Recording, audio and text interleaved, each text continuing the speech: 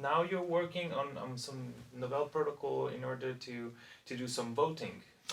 That's right. Yes. So kind of staying in the cryptographic area. Yes.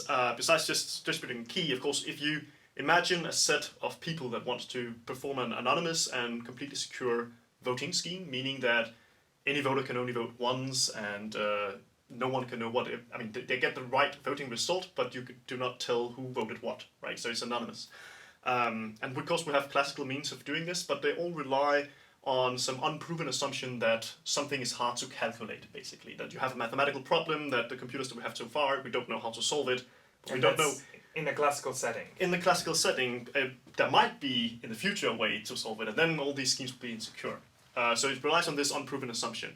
And what quantum can do is that we can basically get rid of this and have something where we know it's provable secure. Something that no matter how more advanced we get in the future, one will never be able to break this, because it's just by laws of nature, it is secure. So one thing that I'm looking at the moment is exactly how to use this in a voting scenario, basically. And one of the key ideas is also that when you take quantum information, there's a very fundamental theorem saying that quantum information cannot be cloned without adding noise, basically. So you cannot perfectly clone quantum information. Classically, it's not a problem, right? If you have some information written down on paper, you can just go to a copy machine and copy it, right? There's no problem there. With quantum, this cannot be done, basically.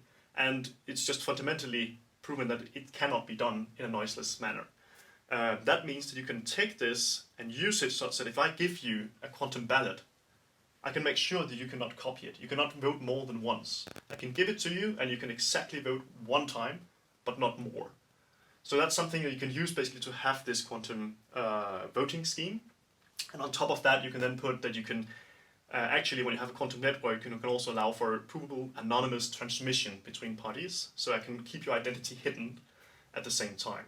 And we're kind of putting all these elements together to have a kind of provable, secure, and anonymous quantum voting scheme.